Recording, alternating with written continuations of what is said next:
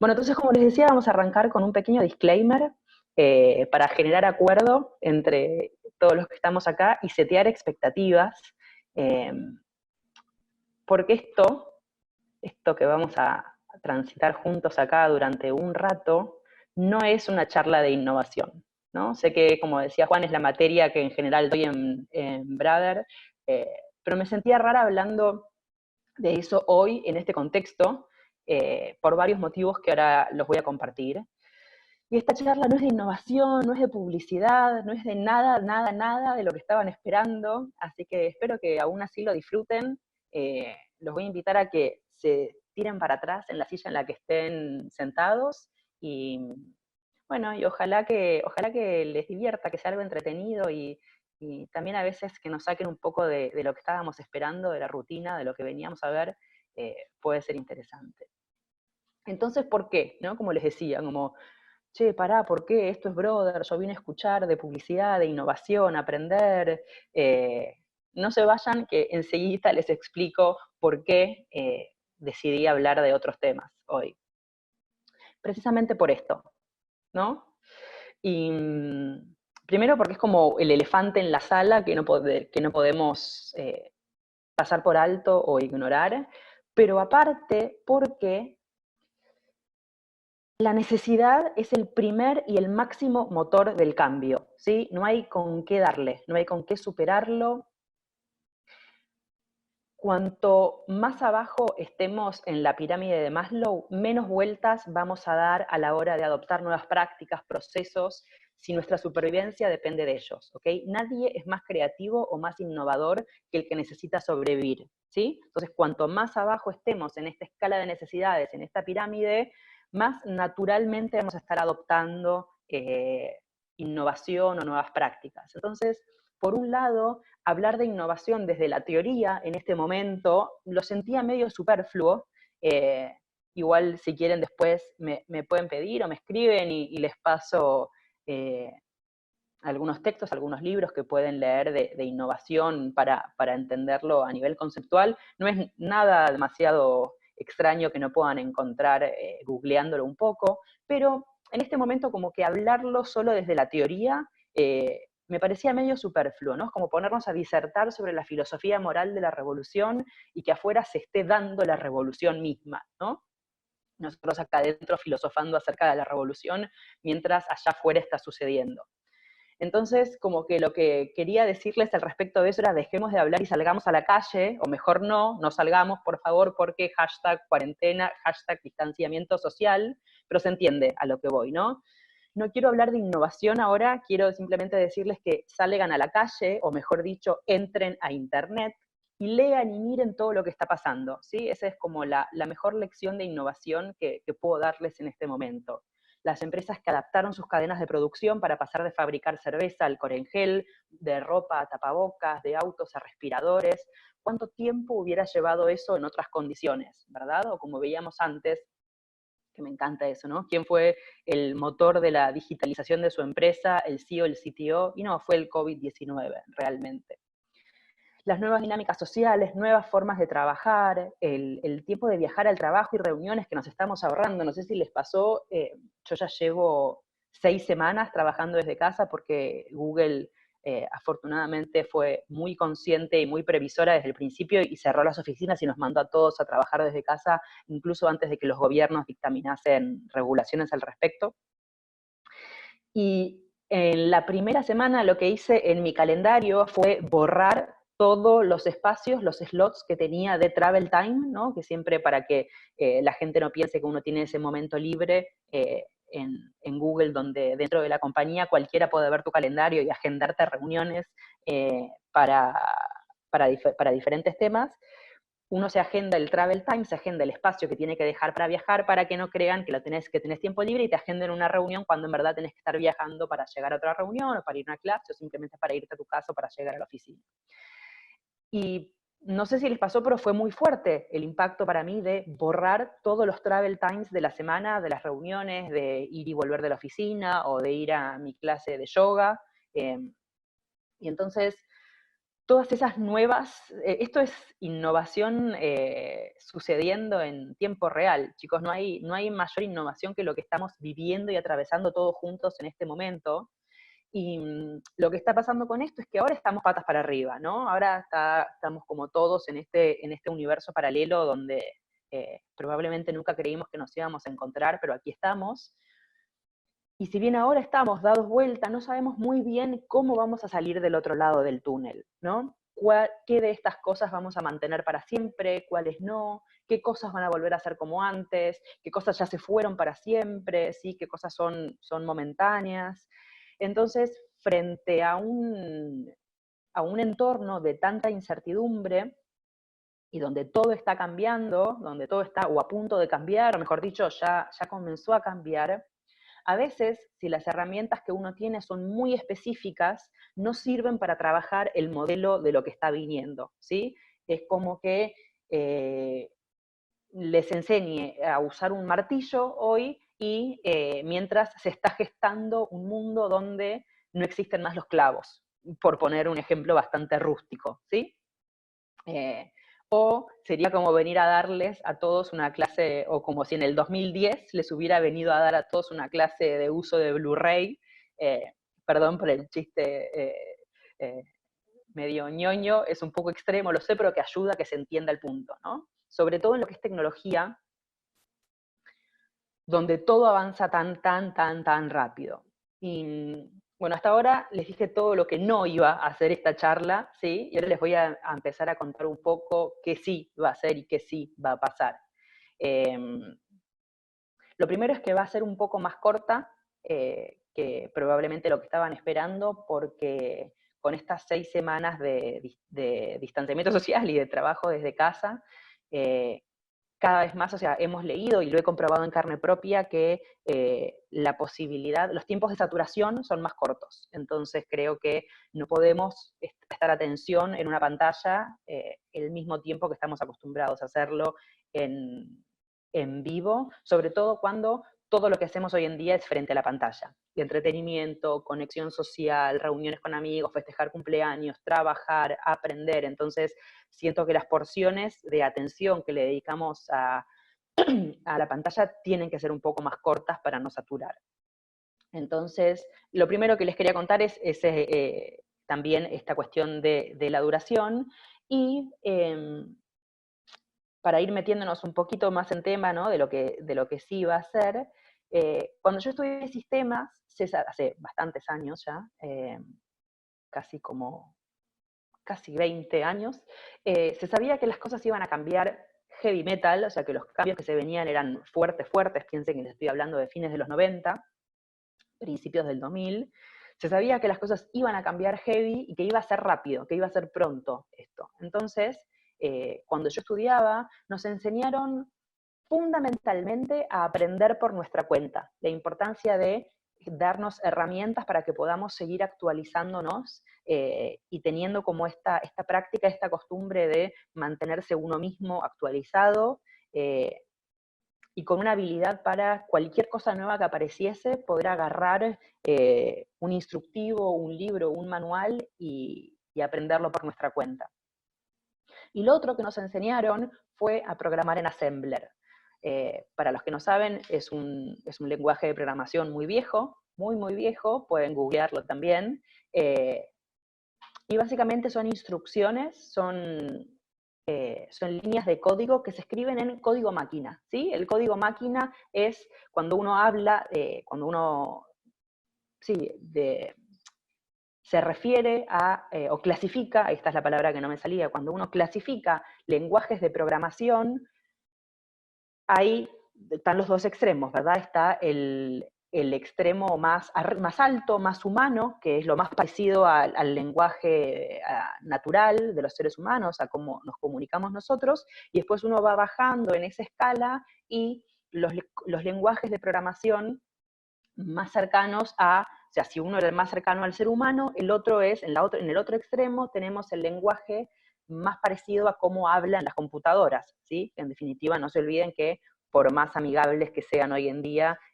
inteligencia artificial mediante muchas otras cosas, no dejan de ser ceros y unos, no dejan de ser pedazos de hardware conectados de diferentes maneras. Entonces, ese lenguaje en el que hablan las computadoras, en el que habla el hardware de ceros y unos, se llama código máquina, ¿sí? Y a lo largo de los años, desde cuando empezó la primera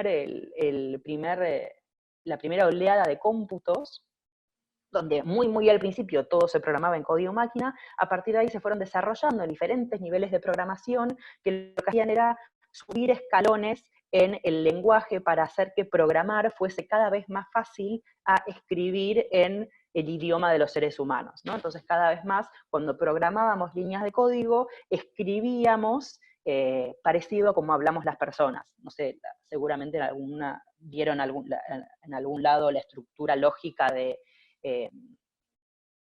if tanto, then tanto, ¿no? Si se cumple esta condición, sucede tal otra condición, como una estructura muy básica de lenguaje de programación.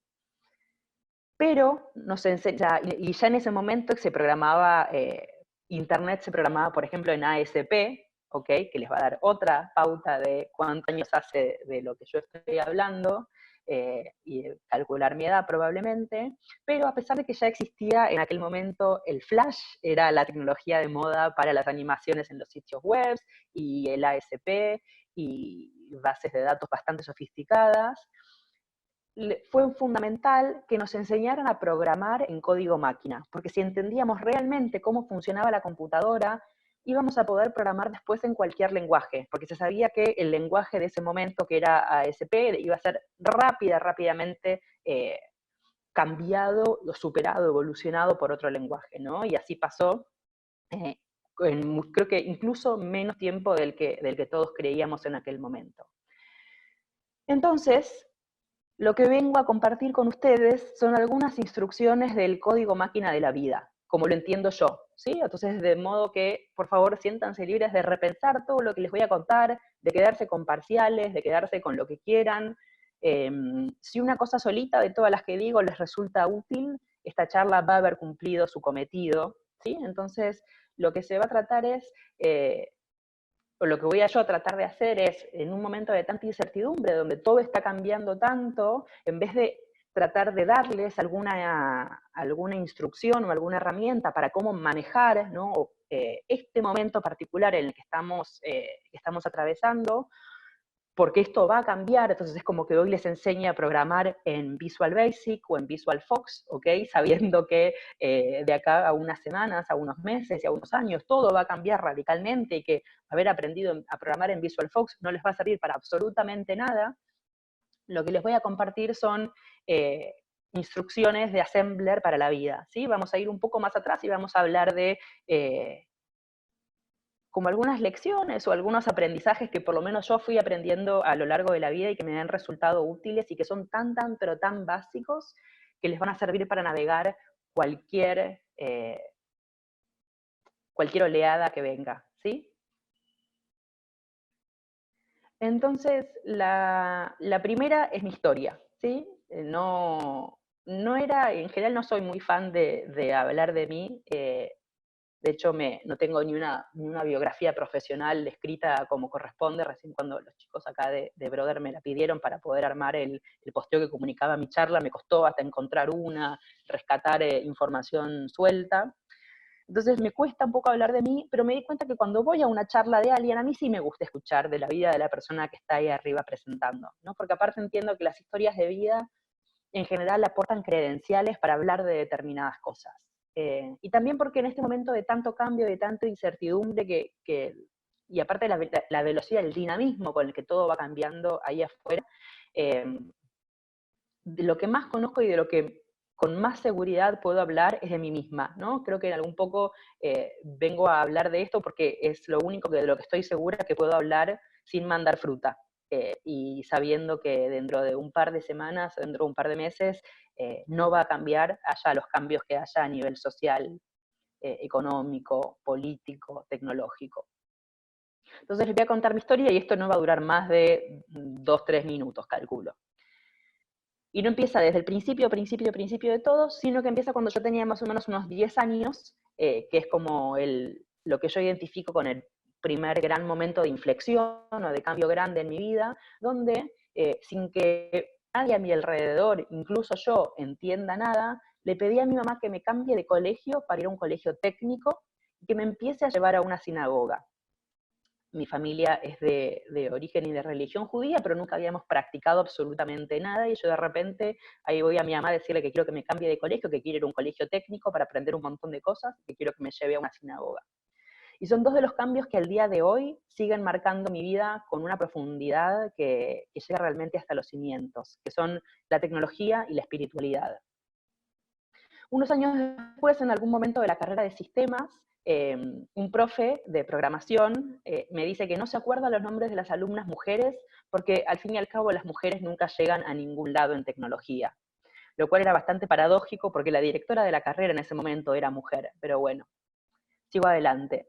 Me quemo de programar más o menos unas 12 horas por día, era como muy intenso el ritmo en ese momento, y entonces tengo que buscar una carrera en la universidad y me pongo a buscar una universidad pública porque mis padres en ese momento no podían pagar una privada con la carrera que yo quería estudiar, y encuentro ciencias de la comunicación en un catálogo de carreras de la UBA que había en la biblioteca del colegio. En aquel momento no era, ya existía un poco internet, no les puedo explicar lo lento que funcionaba, y donde teníamos clases de internet donde nos enseñaban a buscar, y en aquel momento en Altavista, en Laicos, en aquellos buscadores había que concatenar los términos de búsqueda poniéndole un más entre las palabras. Entonces, imagínense que buscar lo que uno quería estudiar o aprender de diferentes universidades no sucedía online, sino que uno iba a la biblioteca y pedía unos libros que eran catálogos de todas las carreras que había, y ahí uno leía y pasaba las hojitas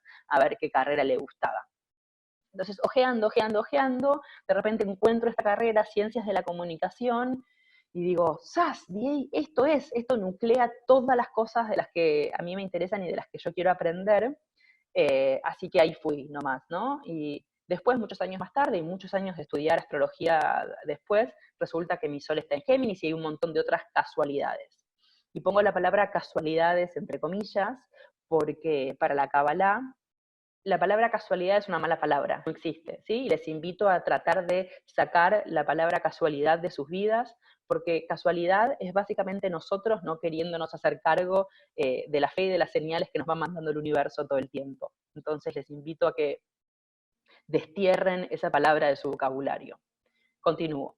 Empiezo a trabajar entonces, más o menos al primer año de la carrera, en una agencia barra editorial, haciendo de secretaria multitasking. Yo tenía más o menos unos 18 años por este entonces, y 5 años más tarde estoy dirigiendo el departamento de marketing de esa agencia editorial. Pero llegó un punto de inflexión donde siento que el aprendizaje me quiere llevar a otro lado, ahí ya era realmente mi hogar, pero sentía que necesitaba seguir aprendiendo, así que me voy y abro una agencia con una socia, que la tengo 7 años, casualidad, ¿no? Googleen si quieren qué significan los periodos de 7 años, hasta que siento que el camino es por otro lado, y después de haber sido muy feliz esos 7 años con mi agencia, me voy y me paso más o menos unos 9 meses, ¿no? Siguen las casualidades, gestando, ¿no? En una pseudo hibernación ermitaña. Me paso como más o menos estos 9 meses gestando mi futuro. Un día de esos, en ese momento de vida ermitaña, creo que la única actividad que mantenía por ese momento era terapia y yoga. Mi psicóloga me pregunta qué quiero hacer de trabajo. Y le digo que la verdad que no sé, que no estoy pensando en ese momento, y me obliga a responder algo. Digo, qué sé yo, no sé, bueno, que mi amigo Nacho me lleve a trabajar a Google con él. Y mi psicóloga me dice, ¿pero tu amigo Nacho no es el que vive en México? Y le digo, sí, bueno, pero me obligaste a responder algo, así que bueno, no sé, tiré lo primero que me vino a la cabeza. Después me mudo, me voy de viaje sola, vuelvo, sigo sin saber qué hacer, pero de algo tengo que vivir, entonces empiezo a trabajar de lo que sé, barra de lo que sea, y vuelvo al mundo de los contenidos para marcas, donde había empezado unos cuantos años atrás, como 10 años atrás. Entonces vuelvo al mundo del branded content, y unos meses más tarde, almorzando con una colega en un restaurante peruano por el barrio porteño del Abasto, para quienes no están en Buenos Aires o no conocen, la colectividad peruana en general desarrolla sus actividades culturales en el barrio del Abasto, sus restaurantes, sus clubes, etc. Y entonces almorzando por ahí, ella me pregunta, ¿volverías a trabajar en relación de dependencia? Yo llevaba ya más o menos unos 9, casi 10 años de independencia laboral. Digo, no sé, qué sé yo, para una empresa como Google, capaz, le digo en chiste. Y me dice, no pedís nada vos. Nos reímos y seguimos comiendo ceviche. Mientras tanto, sin que yo recuerde absolutamente nada de todo esto que había pasado meses y años atrás, mi amigo Nacho se transfiere y vuelve a vivir a la Argentina. Y unos meses después me llama para trabajar en Google. Año 2016, llego a Google y resulta ser un lugar donde, primero, todas las cosas por las que me hicieron bullying a lo largo de la vida, por ser una mujer en tecnología, por ser medio nerd, porque me encantaba estudiar cuando estaba en el colegio, por ser de familia estadounidense y hablar inglés como idioma nativo, todas las cosas por las que me habían hecho bullying siempre, de repente acá son valoradas y apreciadas. Y voy a tirar otro dato noventoso.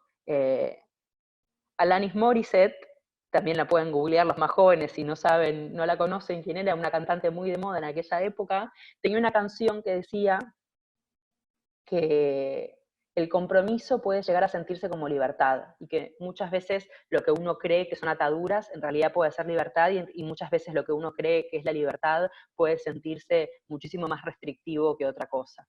Y ahí encontré yo, ¿no? De repente en trabajar en relación de dependencia, viajando al centro de la ciudad en hora pico todos los días, resultó que me sentía más libre que nunca. Entonces la conclusión de esta historia es que tengan fe siempre. Y le pongo tilde a propósito, a pesar de que la Real Academia Española dice que los monosílabos no pueden o no deben llevar tilde. Yo le pongo el tilde igual para enfatizarlo, ¿sí? Tengan fe, siempre, pase lo que pase. Y como hay varios dichos que dicen, ¿no? De al cielo rezando, pero acá abajo dando, tengan fe, pero sean ustedes los que mueven las montañas, ¿sí? Eh, no va a ser la fe la que las mueva, van a ser ustedes. Entonces, con la fe en la mochila, se la cargan al hombro y van a mover las montañas que tengan que mover para lograr lo que quieran en la vida. Así que bueno, el tiempo de esta charla va pasando y como les decía que hace bien estar un poco lejos de las computadoras, vamos a ir a meternos más de lleno en las instrucciones del código máquina para esto. La primera es conocerse a uno mismo, ¿sí? No es fácil, no es rápido, no es agradable, les aseguro, pero es la única forma de ser felices. Eso se lo firmo con lo que quieran. El tiempo que les lleve, la energía que sea, la forma que mejor les siente, pasen por varias y quédense con la que mejor les funcione, pero inviertan tiempo, inviertan energía y probablemente dinero en conocerse, ¿sí? Es probable que no sean tan parecidos a lo que creían que eran, pero va a ser enriquecedor y definitivamente la mejor inversión de sus vidas, conocerse a ustedes mismos y alinear a partir de ahí todo lo que venga. Escúchense a ustedes mismos, ¿sí? Escucharse es fundamental. Dejar de mirar para afuera, todo lo que quieren saber está dentro, todo, ¿ok? Sigan siempre los caminos que tengan corazón. Ustedes son los únicos que saben cuáles son esos para cada uno de ustedes. Entonces, de nuevo, dejen de mirar para afuera, dejen de preguntar tanto a los demás, de mirar tanta referencia externa, ¿sí? Porque ustedes son los únicos que saben cuál es el camino que tiene corazón para ustedes. Hay que escuchar menos el afuera y más el adentro, ¿no? Como que apagar un poco las orejas, si se pudiese uno cerrarlas, ¿no? Que es como de todos los sentidos que tenemos en el cuerpo, el más difícil de bloquear, ¿no? No queremos ver, cerramos los ojos, no queremos oler, nos tapamos la nariz, no queremos saborear, cerramos la boca, no queremos tocar, retiramos las manos. El oído, la escucha es el más difícil de todos, pero también en general es el que más garpa, ¿sí? Apagar el afuera y encender el adentro. Y es muy probable que meditar un ratito todos los días, haciendo lo que para ustedes sea meditación, de nuevo, Google tiene un montón de información disponible, lista para ayudarlos a decodificar qué quiere decir eso para ustedes. Va a rendir 1.000.000 de veces más que ir a cualquier cantidad de cursos y tomar charlas, escuchar a gente como yo, incluso que viene a hablarle de lo que se le canta, ¿ok? La gente constantemente va a estar proyectando, ¿no? El afuera, cada cual tiene sus mambos, cada cual tiene su tripa en el bocho, como se dice la famosa canción, frase. La gente proyecta sus miedos, sus creencias, sus pasiones, sus gustos, sus frustraciones. No es con maldad, de hecho es con inocencia, pero lo hacen, ¿sí? Y ustedes van a saber siempre lo que es para ustedes. Háganse caso a la panza no miente nunca, chicos, y está comprobado que el estómago tiene más neuronas incluso que el cerebro, ¿sí? Entonces, lo que les diga la panza, por ahí vayan, que esa no les va a mentir y no los va a traicionar nunca. El siguiente es que la vida no solo es larga, también es ancha. A mí me costó un montón entender, aceptar y abrazar este concepto de que la vida no solo es larga, también es ancha. Pueden hacer todo lo que tengan ganas. Pueden hacer todo, pueden deshacerlo, pueden que necesiten. Porque van a ser seguramente un montón de personas diferentes a lo largo de la vida y quizás cada una de ellas vaya a necesitar proveerse de otras cosas, decir otras cosas. Pueden incluso ser una persona que haga muchas cosas al mismo tiempo y que sea varias en simultáneo, ¿sí? Entonces, fundamentalmente, si no creen en nada, aunque sea crean siempre en ustedes mismos y en lo que crean que tenga que ser, y quédense tranquilos que entra, hay espacio, entra en la vida, no es, no, ahora no puedo, o ya soy esto, no puedo ser esto otro. Larga y ancha es la vida, ¿sí? Entra todo, hay espacio. El miedo, qué palabra, ¿no? El concepto principal es que el miedo está bien, ¿sí?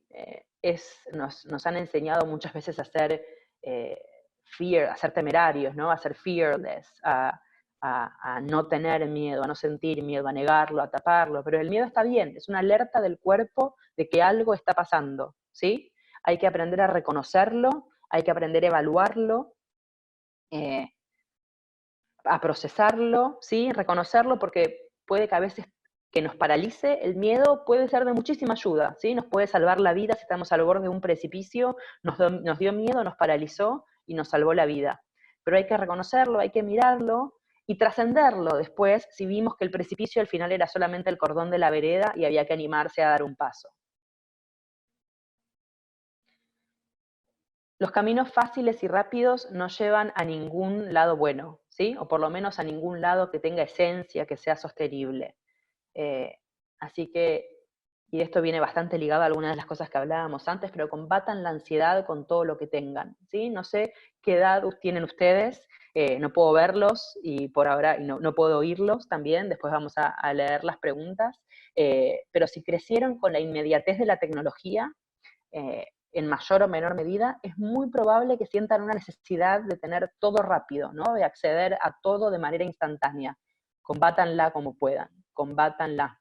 Dejen, a lo sumo, dejen esas ganas de que las cosas sean rápidos para que el sitio web en el celular cargue en menos de 3 segundos, pero para las demás cosas de la vida, combatan la ansiedad, que las cosas se tomen el tiempo que necesitan.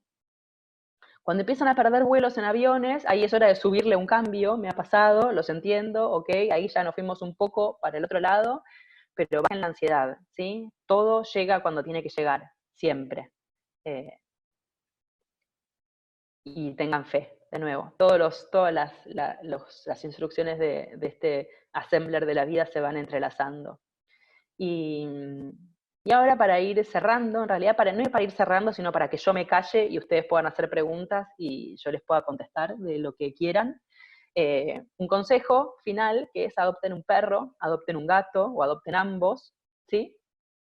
El gato los va a ayudar a quedarse, a ir como en un camino de introspección para adentro, y el perro los va a obligar a salir, a caminar, a conocer gente, a hacer ejercicio, a sociabilizar.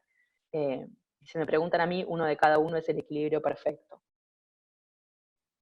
Y por último, acuérdense siempre que al final todo va a estar bien, y si no está bien, no es el final. Muchísimas gracias, y con esto termina esta primera parte, que era yo hablando sin parar. Y lo que no les dije al principio es que la idea era que yo hable de esto y que después dejemos el tiempo que nos reste para completar la hora que sé que los chicos de Brother tienen pautada para hacer preguntas, porque me gusta que esto sea un ida y vuelta y no solamente yo hablando como una radio non-stop. Así que acá ya tenemos 3 preguntas, no voy a escribir las respuestas, si les parece, la voy a decir. Alguien me preguntó si el profesor era el famoso Pepe. No, me parece que no se llamaba Pepe, déjenme pensar. No, no se llamaba Pepe, se llamaba Fabián. El apellido ni me lo acuerdo, afortunadamente, pero no, Fabián se llamaba, que no se acordaba los nombres de las alumnas mujeres porque no llegaban a ningún lado en tecnología. Siguiente pregunta. Pregunta un poco weird, pero para escuchar lo que pensás. ¿Es una simulación en esto que vivimos? Digamos, una cosa programada, computarizada. Creo que me están preguntando si esto que estamos viviendo, ¿no? De esta situación de aislamiento social y cuarentena, si es una simulación, si es una cosa programada, computarizada, si se refieren a si estamos viviendo un episodio de Black Mirror. Si quieren, quien haya hecho la pregunta, si sigue acá, si todavía no lo perdimos, si se fue, dijo que de qué habla esta señora loca y cerró la ventana, si podés aclararme la pregunta para asegurarme de que te voy a responder lo que me quisiste preguntar. Así que yo mientras paso a la pregunta que sigue y después si me aclarás la pregunta la respondo y si no, respondo lo que entiendo de esa pregunta. Hola, gracias por tu tiempo. ¿Nos contarías en qué consiste tu día a día en Google? Sí, con muchísimo, muchísimo gusto. Yo lidero un equipo que se llama The Zoo, el zoológico, The Zoo en inglés, que recibe su nombre de el primer video que se subió en la historia de YouTube, que lo subió su fundador, el chico que inventó, que desarrolló la plataforma antes de que Google la compre, y que era él en un zoológico diciendo, "Hi, I'm here at the zoo", y de ahí sacamos nuestro nombre. Y el equipo es un hub, una agencia de innovación digital y creatividad digital interna en Google, y nosotros somos como una pequeña agencia, por eso digo boutique, somos muy poquitos, en general uno de cada rol, algunos creativos más, pero somos muy poquitos, y lo que hacemos es trabajamos con los clientes, o sea, los anunciantes de Google, aquellos anunciantes que pautan sus comerciales en YouTube, en display, en search, y trabajamos con ellos y con sus agencias creativas, con sus agencias de publicidad, para ayudarlos a desarrollar campañas que desde el primer momento sean nativas digitales. Muchas veces lo que pasa si conocen el concepto de transposición, ¿no? Un concepto de la semiótica, pero que ayuda para explicar esto.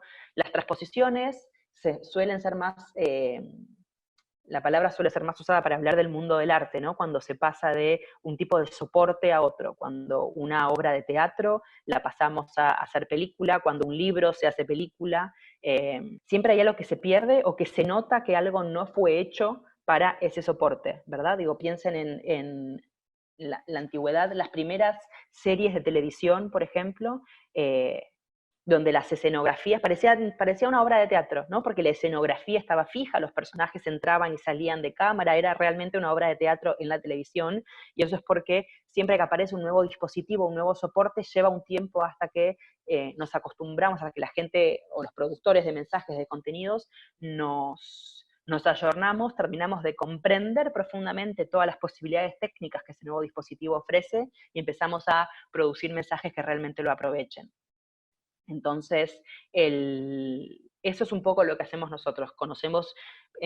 Tenemos mucha cultura digital, conocemos en profundidad las plataformas de Google y trabajamos con los clientes, con los anunciantes y con sus agencias para trabajar codo a codo en equipo y ayudarlos a pensar desde cero campañas que nazcan para los lenguajes y los soportes digitales en vez de adaptar el comercial de la tele a YouTube, ¿sí? Así que ese es un poco mi día a día.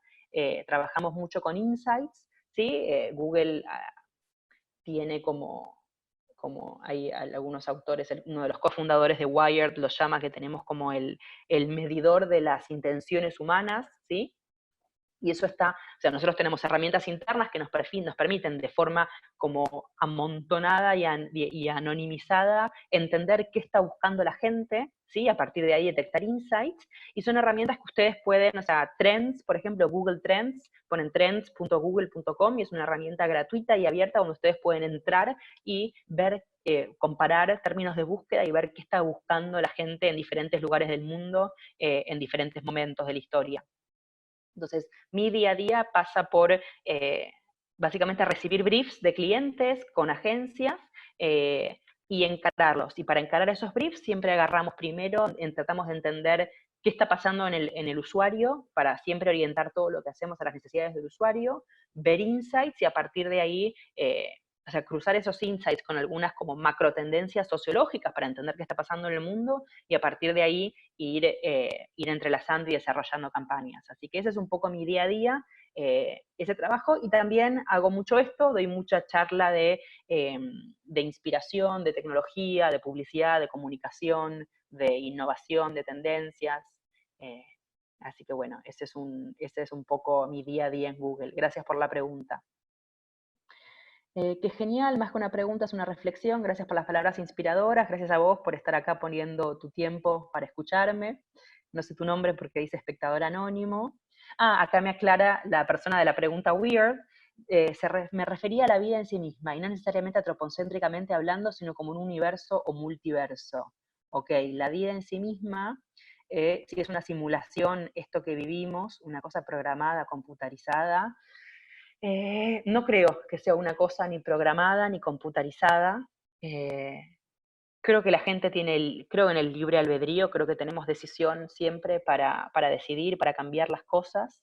Eh, si hay multiversos, yo creo que es muy posiblemente creo que así sea. Siento que el tiempo, eh, el tiempo y el espacio son dimensiones que son susceptibles de ser como dobladas de alguna forma y saltadas. Creo que muchísimo de eso tiene que ver con la percepción humana y que a veces sucede en muchísimos más niveles de los que nos damos cuenta a nivel consciente.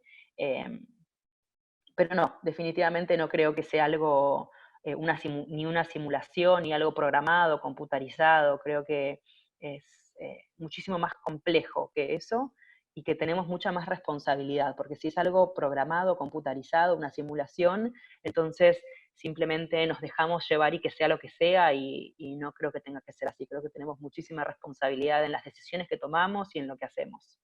Gracias por la pregunta, muy interesante. Eh, Aquí Rodrigo pregunta, estoy por salir de la universidad y sigo sin tener suerte encontrando empleo. ¿Cuáles consideras que podrían ser los pasos para poder postular a un trabajo como Google? Eh, Mira, Google, lo primero que te recomendaría es tener como medianamente claro el campo en el cual quieras trabajar en este momento. Eh, Google tiene un sitio, creo que es jobs.google.com. Fíjense si no ponen empleos Google y les aparece como el portal específico que tiene la compañía para buscar y aplicar a puestos disponibles, que los pueden buscar por temática, o sea, es decir, por rubro o por área en la que se quieran desempeñar, por ciudad en la que quieran trabajar, y ahí pueden chusmear todo lo que está, todas las búsquedas que hay abiertas en este momento, en cualquier ciudad del mundo, en todas las áreas de la compañía, que es gigantesca. Y yo creo que el primer paso sería, un paso interesante sería primero determinar en qué área quieres trabajar, Rodrigo, y después, si quieres entrar al portal de empleos, revisar las búsquedas, los textos, ¿no? Y los requisitos que se piden en las búsquedas que están abiertas, eh, y puedes hacer lo mismo en las búsquedas que tiene abiertas cualquier otra compañía tecnológica. Y, y yo te diría que leer, pero leer de verdad. Incluso te recomendaría imprimirlas, no leerlas digital, imprimir todas estas búsquedas y leer los textos para resaltar y encontrar palabras claves que te ayuden a formarte y a desarrollar un perfil profesional que sirva para, para aplicar a un trabajo en alguna de estas compañías. Es como hacer un poco de estudio de mercado, ¿no? En vez de cuando una marca quiere estudiar al consumidor porque quiere venderle un producto, bueno, aquí tú quieres venderte a ti mismo, entonces hay que hacer un estudio de mercado. Leer, analizar en profundidad lo que están buscando. Hay hoy la memoria no es el mejor día. Hay un ex capo de recursos humanos de Google que ha publicado un libro muy interesante que habla de cómo armar un buen currículum, de cómo se miden y se evalúan los resultados y los impactos de la gente en Google. Eso se puede hacer un libro también muy interesante para leer y para tener en cuenta a la hora de armar un currículum para aplicar a una posición. Así que gracias, Rodrigo, por tu pregunta, que son los pasos. Lo dejamos respondido, sí. Paula, hola, ¿hay alguna chance de entrar en Google? ¿Cómo se comienza? Hola, Paula. No sé qué edad tenés ni en qué instancia de tu formación académica estás.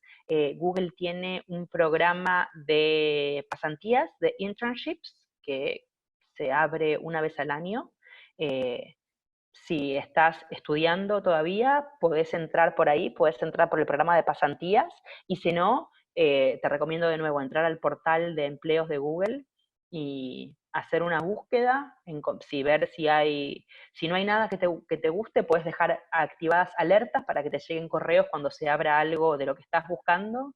Y sí, obvio que hay chances de entrar en Google, siempre hay chances, la empresa es gigantesca, tiene un montón de áreas distintas, así que siempre hay chance de entrar en Google y te recomiendo comenzar así. Si estás estudiando como intern y si no, aplicando un empleo directo, siguiendo los pasos que decía en la pregunta anterior también, ¿no?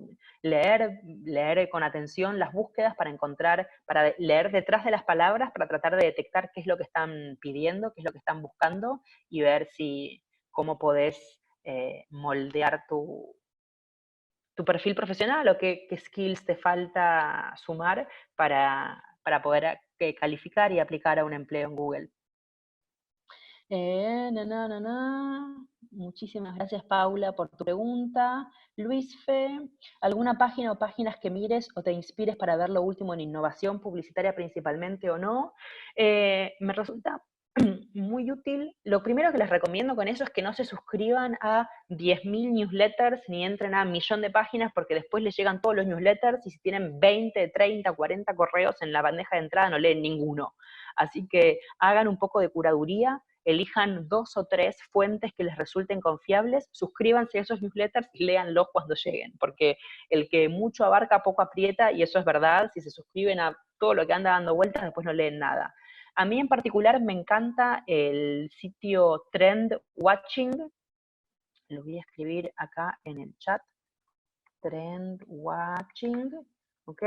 Publican informes, algunos pagos, muchos gratuitos, y tienen un email, un newsletter que es la innovación del día, donde todos los días te mandan una innovación, y semanalmente hay newsletters, cada año, a fin de año, hacen un raconto de lo que sucedió, las innovaciones, los grandes cambios, y al comienzo del año siempre preparan un reporte donde dicen lo que se viene para este año que comienza. Así que si tengo que recomendar una página para inspirarse en innovación, les recomiendo Trend Watching. Y la otra parte de la pregunta es publicitaria principalmente o no. Ahí va otra recomendación: no salgan del mundo de la publicidad. O sea, no laboralmente, no es que les digo dedíquense a otra cosa, pero para buscar referencias, muchas veces los publicistas tendemos a ser medio endogámicos. ¿Vieron como la realeza europea, que cada vez son, históricamente, ¿no? Salen más bobos? Eso es porque se mezcla la sangre, porque es todo endogámico, y se sabe cuando se estudian el ADN y los genomas humanos que cuanto más variada la mezcla de ADN, mejor sale el ser humano. Bueno, hagan eso mismo, mezclen ADN, chicos, mezclen genomas, no se nutran solamente de publicitaria, de información publicitaria ni de innovación publicitaria, ¿sí? Nútranse de innovación en medicina, en tecnología, en tránsito. Busquen, no sé, un proyecto que a mí me encanta es Sidewalk Labs, que ahí también se los voy a dejar escrito acá en el chat. Sidewalk Labs, ¿ok? Es un proyecto, es una compañía de Alphabet. Saben que Google es en realidad, el dueño de Google es Alphabet, que es una empresa que aparte de tener Google, tiene muchas otras empresas que son startups o son como apuestas que hace Google de innovación, de desarrollo de otras compañías. Sidewalk Labs está dispensando y diseñando las ciudades del futuro. Tienen un prototipo ongoing en Toronto, en el waterfront, ¿no? En la parte costera de Toronto. Recontra interesante. Cada video de esos me vuela la cabeza y no tiene nada que ver con publicidad. De nuevo, las cosas más interesantes de la vida pasan fuera de la publicidad, chicos, así que consuman cine, arte, libros, teatro, vean qué pasa en tecnología, en urbanización, en medicina, en educación, ¿sí? Y de todo eso, eso es lo que les va a nutrir la creatividad para pensar publicidad, ¿sí? Pero traten de, obvio, uno lee, uno quiere saber qué está pasando a nivel publicitario en el mundo, pero que esa no sea su única fuente de datos, ¿sí? Porque si no vamos a terminar como la realeza europea. Gracias, Rife, por tu pregunta. Domingo Ramírez. Todas las respuestas están dentro y eso lo entiendo, pero a veces me pierdo. ¿Cómo hago para identificar? Es una buena pregunta. Domingo, yo lo que te diría es que esto es práctica, ¿sí? Como cualquier otra cosa, así como los músculos se entrenan en el gimnasio y cuando vas el primer día al gimnasio te duele todo y no terminas de entender nada y no haces nada bien y eh, ¿no? Si haces una clase de gimnasia, todos van para acá y vos vas para allá. Con la constancia y el entrenamiento se entrena, ¿sí? Los músculos del cuerpo se entrenan, el cerebro se entrena también como músculo, en creatividad, por ejemplo, y la intuición también se entrena, ¿sí? Se practica, se practica, se practica, se practica, se practica. eh, y yo lo que te diría es que sigas, que trates de hacerlo con una constancia diaria. eh, 10, 15, 20 minutos, lo que puedas, ¿ok? Y vas a ver, créeme que después de un mes de hacerlo todos los días con constancia, uno empieza a identificar realmente cuáles son las respuestas. Y también hay mucho de prueba y error. Muchas veces eh, me ha pasado de saber que no era por ahí, pero ir a hacerlo y decir, yo sabía que eso no era lo correcto. Y está bien, es parte del proceso y del aprendizaje para aprender justamente a identificar, ok, entonces eso que yo pensaba que no era, realmente no era, la próxima vez que sienta algo así, ya sé que le tengo que hacer caso, ¿sí? Así que práctica, práctica, práctica, entrenar. Franco, hola, soy de Perú. En resumen, ese ceviche fue el mejor ceviche de tu vida. ¿Puedes contar algo del proceso con el que llevan los requerimientos de algún proyecto? Si sale un ejemplo, señal. Gracias, Capa. Algo del proceso con el que llevan los requerimientos de algún proyecto. No termino de entender la pregunta, Franco. Si tu pregunta apunta a requerimientos de qué tenemos en cuenta a la hora de embarcarnos en un proyecto, a la hora de decidir si nos metemos en un proyecto o no, básicamente es la apertura del cliente. Eh, si el cliente realmente tiene ganas de estar ahí, de animarse a hacer algo que salga de lo común, que tenga más que ver con innovación, con creatividad digital, con contenido, con algo que escape a el comercial o los posteos o aquellas cosas más safe que están acostumbrados a hacer, lo principal es ganas, es el principal requerimiento de los proyectos que tenemos. Después, por supuesto, va a sonar medio superficial, pero el presupuesto es algo importante. Necesitamos que haya un mínimo de presupuesto para producir algo, porque si no, lo sabe cualquiera que trabaja en publicidad, hace falta plata para desarrollar ideas, ya sea para filmar un comercial, como para prototipar algo de tecnología. Entonces, ganas y plata, pero yo creo que en ese orden, ¿no? Es mucho más importante las ganas porque pasan muchísimos clientes con presupuesto, eh, pero que les da miedo, que no quieren salir de la zona de confort o probar cosas nuevas. Entonces creo que el requerimiento fundamental para los proyectos que hacemos son las ganas, la apertura de los clientes y que estén dispuestos a que la innovación en la empresa venga del CEO, venga del CTO y no haya que esperar a un COVID-19 para que sea momento de innovar o de digitalizar la compañía. Gracias, Franco, por tu pregunta. Espectador anónimo, a tu criterio, ¿cuáles son los oficios del futuro? After COVID, after 2020. Ay, qué linda pregunta. Y, mira, más, o sea, pre-COVID se venía hablando bastante de que, eh, para dar un ejemplo así bastante fuera de lo que está de moda hoy en día, que por ejemplo, filósofo iba a ser un gran oficio del futuro, ¿no? Lo que está pasando hoy con los avances tecnológicos, por ejemplo, los automóviles autónomos, es que van a empezar a plantear un montón de desafíos a nivel sociológico, ¿no? Vamos a tener que replantearnos leyes, cuestiones morales, si hay un accidente y alguien muere, ¿de quién fue la responsabilidad? ¿Del dueño del vehículo? ¿Del que estaba viajando? ¿Del operador?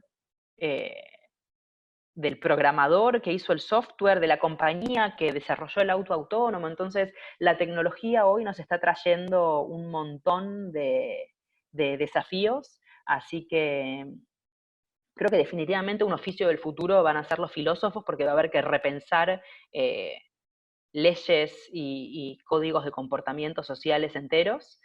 Y eso por un lado, filósofos. Si no quieren morfarse los 7 años de filosofía en la facultad, que igual son recontra recomendables, se los recomiendo mucho, eh, o alguna carrera que tenga una fuerte carga filosófica. Eh, otra profesión que se hablaba mucho que iba a empezar a ser bastante más requerida son los guionistas, ¿sí? Y esto tiene que ver con el desarrollo y la proliferación de los asistentes de voz, ¿no? Hace un tiempo los celulares, el telefonito tenía el asistente, OK Google, y el teléfono hace lo que uno quiera.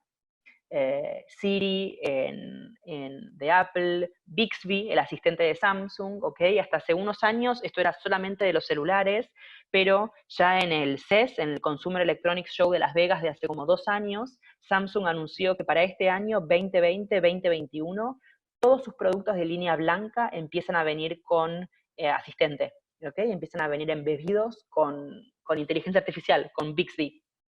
Entonces, con la proliferación de los asistentes y donde, no sé si vieron el video de Sundar de CES de hace 2 años, donde el celular, OK Google, le pide que le saque un turno con la peluquería y el celular llama y tiene una conversación 100% humana con la asistente, la recepcionista de la peluquería y le saca un turno.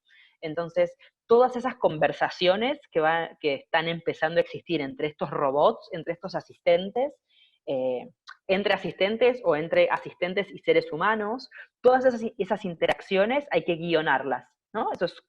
Hay alguien que escribe, que piensa exactamente cómo debería responder el asistente para que después el algoritmo de inteligencia artificial aprenda de eso y vaya generando sus propias respuestas. Entonces, guionista me parece que es otro oficio que va a estar volviendo bastante. Eso es a priori, así. Después me puedo poner a filosofar y a inventar algunos otros oficios, pero no creo que after COVID o after 2020 ya veamos un cambio tan grande a nivel oficios. Eh,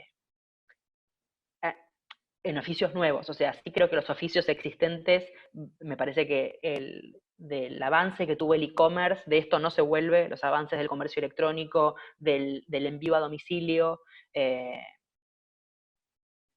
Hoy justo recibimos aquí en mi casa, mi marido había comprado las cápsulas de la máquina de café y tocan el timbre, va a recibirlo y había 4 vecinos más, venían a hacer envíos, venían a hacer entrega para 4 departamentos distintos. Nunca en la vida sucedió eso, ¿sí? Ni esa cantidad de envío a domicilio, ni esa coordinación. Entonces los avances, por lo menos en la Argentina o en mercados de América Latina, un poco más atrasados con respecto a Estados Unidos, por ejemplo, o Europa, en la logística de envíos, creo que todos esos cambios post-COVID 2020, eso se queda, de eso no se vuelve, ¿sí? No sé si van a aparecer oficios después de esto, nuevos, creo que van a crecer oficios existentes, con todo lo que tiene que ver con la digitalización que hemos vivido de sopetón a la fuerza. Pero en principio esos cambios creo que van a quedar a nivel post-COVID o post-2020 y más a largo plazo esos que dije, ¿no? Filósofos, sociólogos, guionistas, y seguro hay más, pero esos son los primeros que me vinieron a la cabeza. Alguien me pide libros de innovación. Ahora, creo que o sea, ustedes seguramente en Brother tienen su mail, cortamos y les mando algunos, o búsquenme en LinkedIn, me escriben por ahí y les mando algunos libros de innovación para recomendar.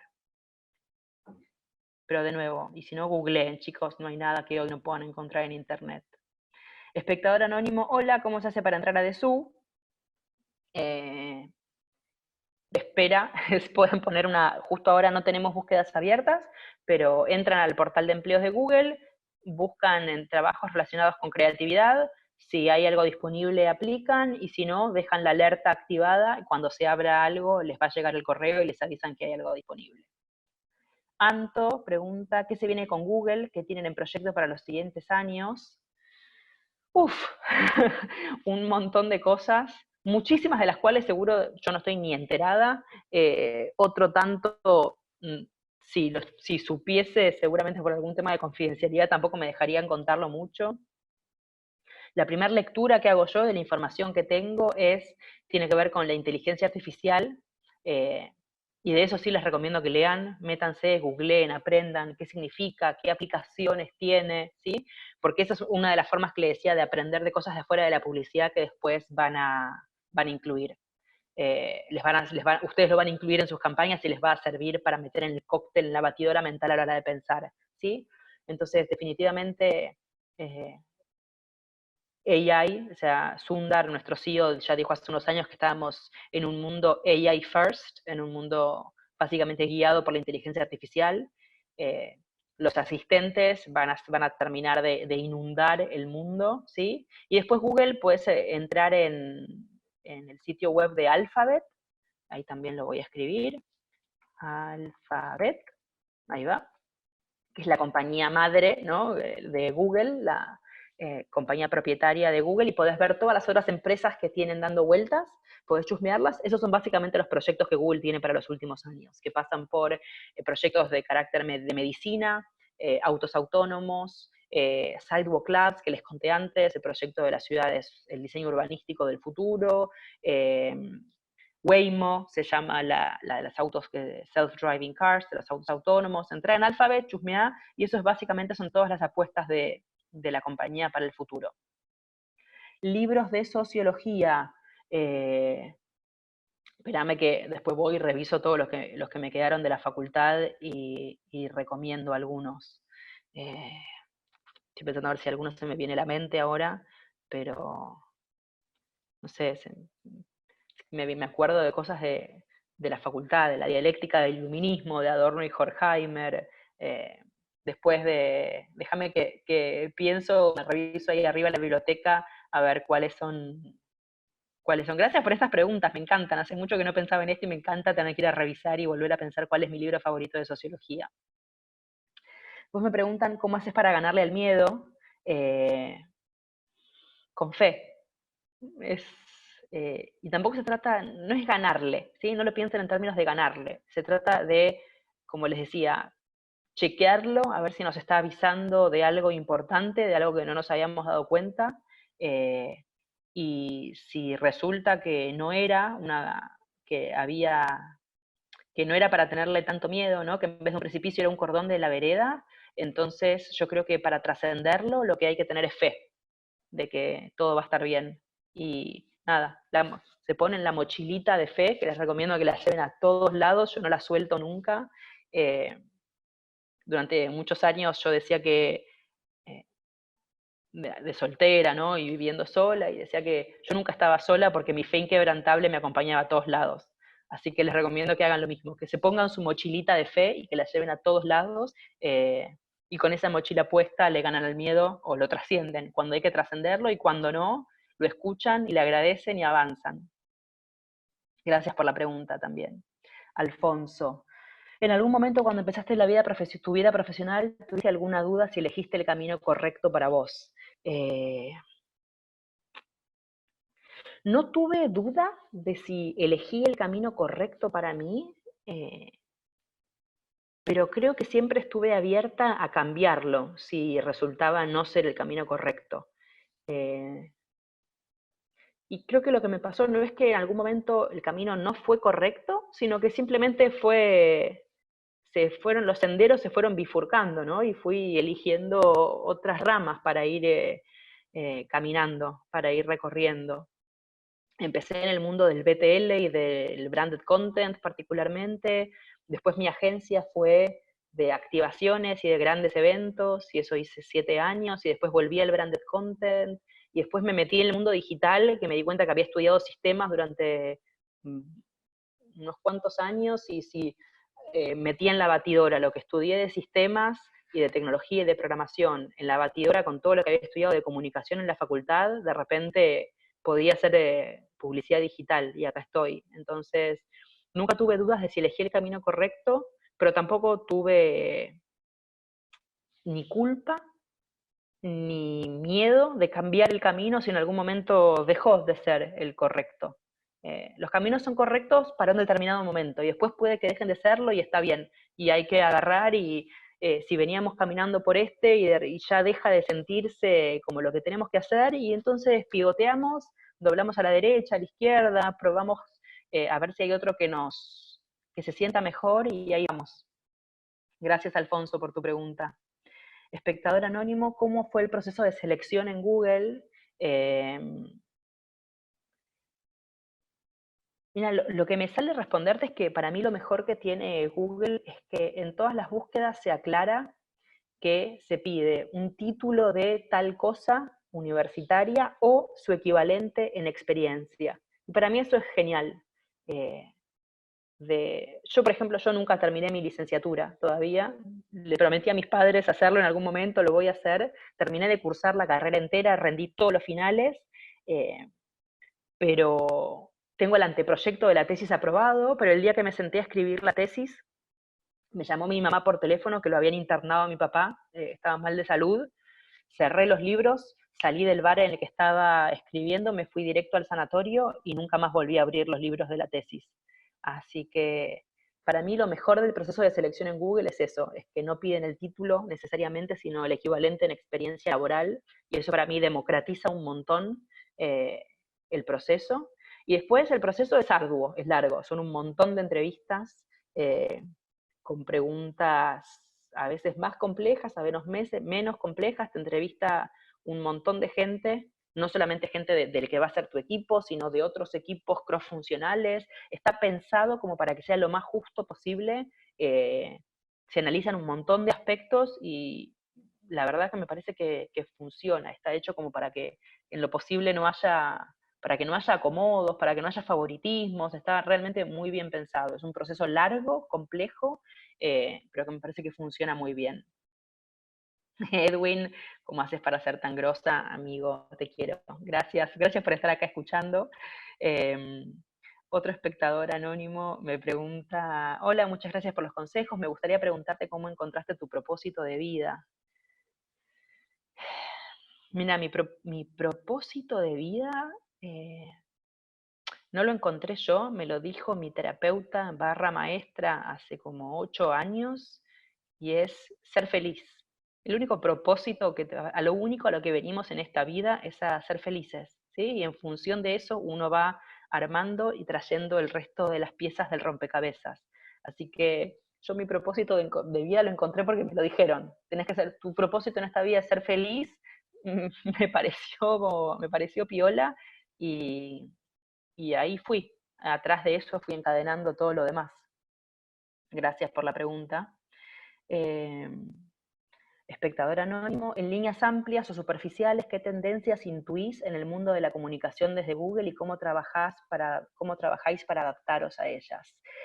Eh, a ver, me cuesta responder esta pregunta desde este contexto que estamos viviendo, porque como les decía, siento que hay mucha incertidumbre y no les quiero vender fruta, ¿no?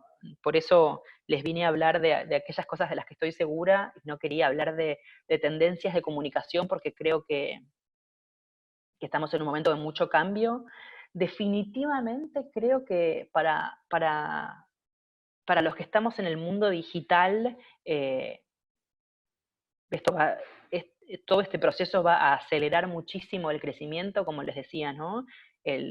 Desde el trabajo remoto hasta el comercio electrónico, creo que eso vino para no irse y va a conllevar un montón de cambios en el mundo de la comunicación, lógicamente.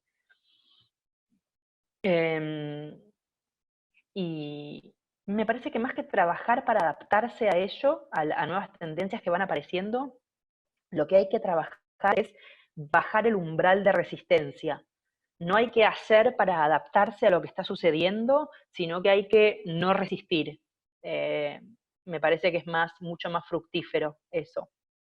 Y después creo que va a haber tendencias que se van a profundizar cada vez más, que son las que ya veníamos intuyendo, de las que ya veníamos hablando de antes. Me parece que el tema de la sustentabilidad, hablando de ecología propiamente dicho, ¿no? Y de que sobrevive este planeta Tierra en el que todos estamos, me parece que eso se va a seguir profundizando cada vez más. Eh, Hace rato que ya los testeos, las encuestas, la gente dice abiertamente que frente a dos marcas, dos empresas que le vendan el mismo producto, si una tiene conciencia ambiental y otra no, va a preferir comprarle a la que tiene conciencia ambiental. Me parece que eso se va, después de esto y lo que estamos viendo de que el bien, ¿no?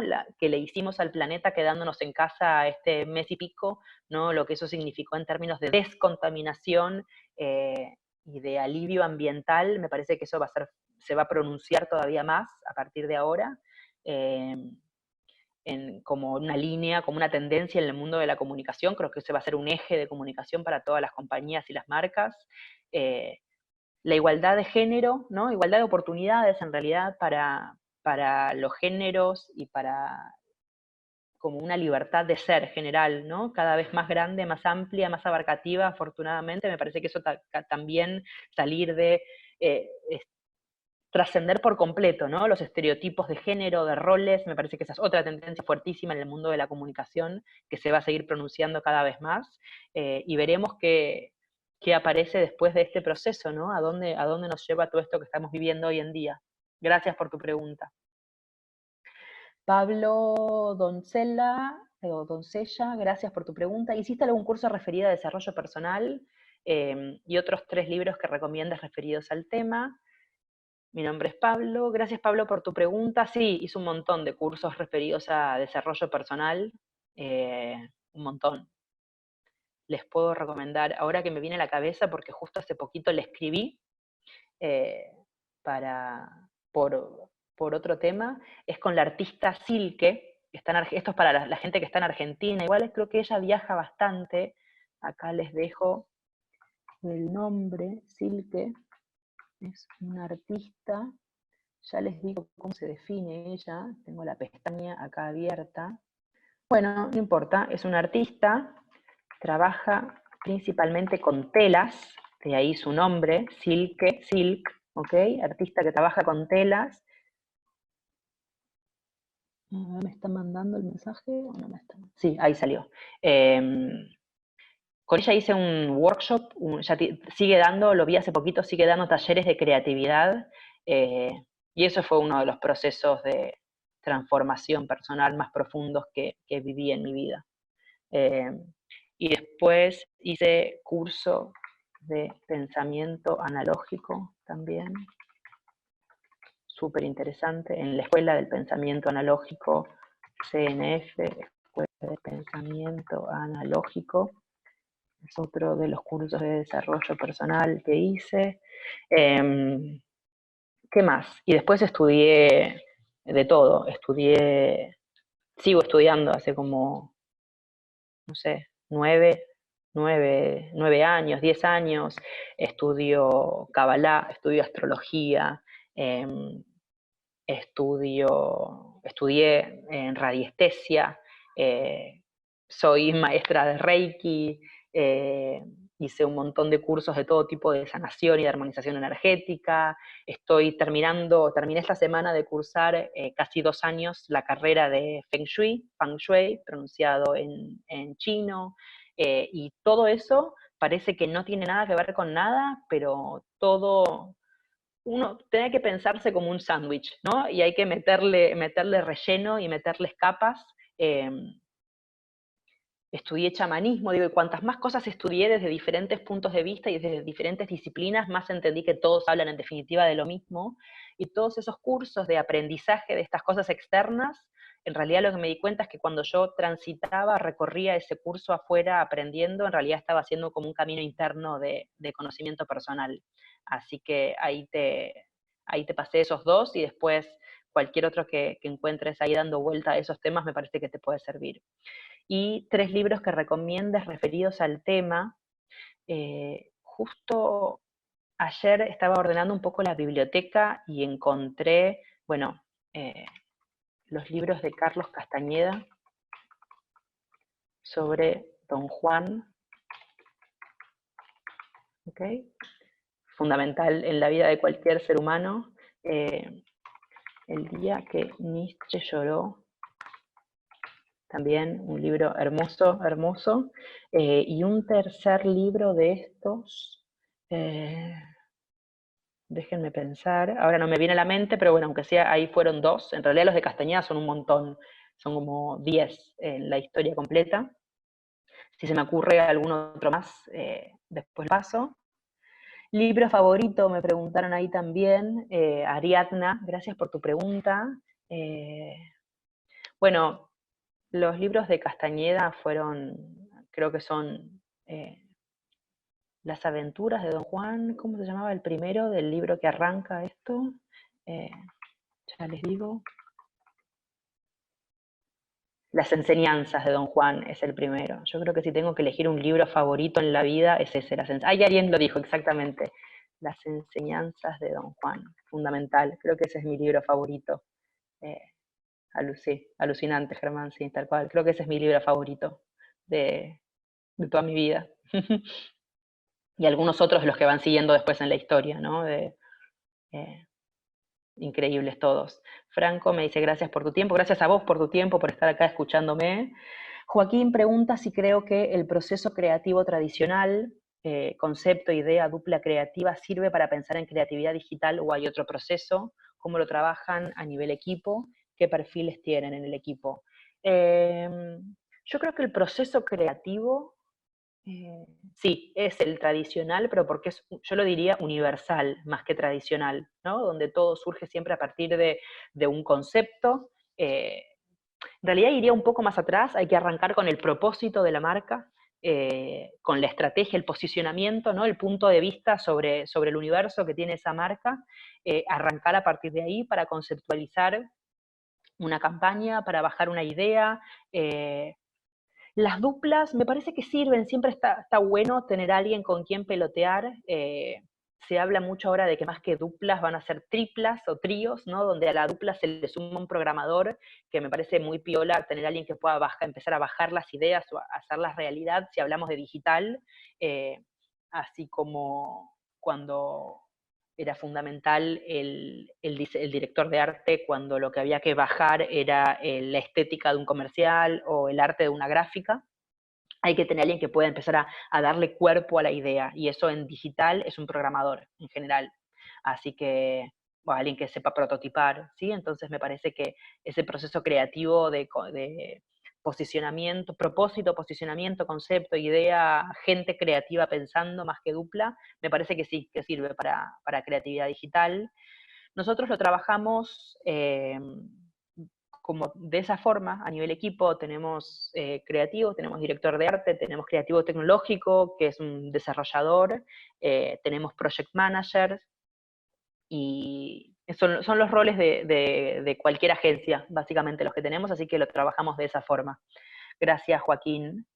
Y espectador anónimo, para alguien que se quedó sin trabajo, al empezar la cuarentena, ¿se te ocurre alguna manera de ganar dinero digitalmente? ¿A no? Auxilio, gracias. Nada, te mando como abrazo desde acá, lo entiendo, sé que hay muchísima gente que está pasando por lo mismo, y aquellos que sirva también para dimensionar todos los demás que estamos acá, que tenemos la bendición de seguir cobrando un sueldo, realmente siéntanse agradecidos y afortunados porque lo somos.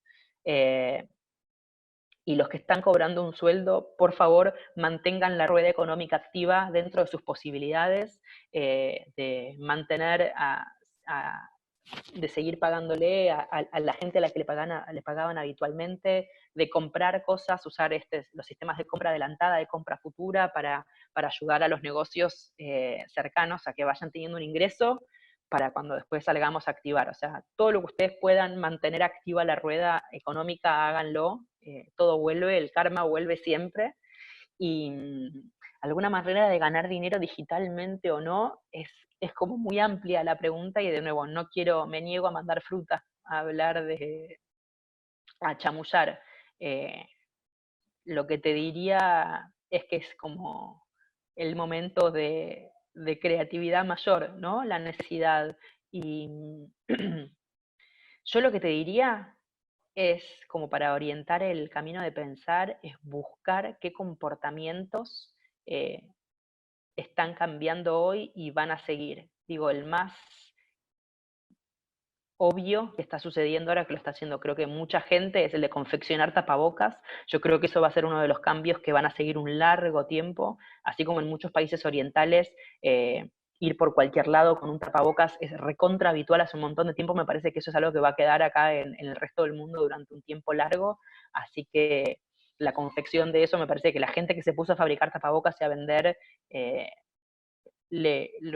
encontró una forma de generar un ingreso ahora, y creo que va a seguir siendo necesario. Todo lo que tenga que ver con plataformas de envíos, o la forma en la que puedas pensar, repensar o sumarle utilidad a los procesos de logística, me parece que es otra forma que se va a venir de ganar dinero muy interesante. Y nada, es eso. O sea, yo lo que te invito es pensar, tratar de encontrar cuáles son los cambios, las cosas que están pasando. Fíjate los memes, andá a ver memes y GIFs, que son grandes identificadores de cultura, de insights. La mejor forma para mí de encontrar insights es ver memes y GIFs, ¿no? Son oro, insights, oro puro eso. Y obvio después yendo a Google Trends para chequear que realmente sea masivo, ¿no? Pero digo, tratar de entender, de encontrar qué cambios a nivel comportamiento humano están sucediendo, y empezar a pensar desde ahí qué forma encontrás de brindar un servicio, de darle utilidad a la gente en este momento. Fundamental eso, que la utilidad sea el principio que rija esa búsqueda, y creo que aumenta mucho las chances de éxito. Así que te deseo lo mejor en este momento, y ojalá que esto pase pronto y todos puedan retornar a sus actividades y fuentes de ingreso habitual. ¿Alguna serie o películas buenardas que sugieras? Eh, ¿Algo bueno que haya visto últimamente? Sí, había una vez en Hollywood de Tarantino, de las últimas, para pasar ahora la cuarentena. Había una vez en Hollywood de Tarantino, me encantó. Eh, ¿Y qué otra vi? Isle of Dogs de... Ay, este chico, no me sale el nombre. Hoy si alguien se acuerda el nombre del director de Los Excéntricos Tenenbaum y de Isla de Perros, de Isle of Dogs, por fin, que lo ponga ahí en el chat. A mí no me está saliendo los nombres hoy en día, definitivamente. Eh, Hermosa Isla de Perros. Había una vez en Hollywood, hermosa. Y esas creo que son dos así como medio actuales que vi hace poquito, que les recontra recomiendo. Y como series, estoy viendo eh, en Netflix Comedians in Cars Getting Coffee. Es un capricho del comediante Jerry Seinfeld. Y para todos aquellos que sean redactores aquí, o que les gusten las palabras o el universo del lenguaje, les recontra recomiendo la serie. Al principio cuesta, uno tarda en entrar en el ritmo, en entender de qué van. Son episodios muy cortitos de 20 minutos. Yo me miro uno cada noche antes de dormir, como que siento que lo degusto, ¿no? Como uno degustaría una copa de algún licor rico después de cenar. Yo me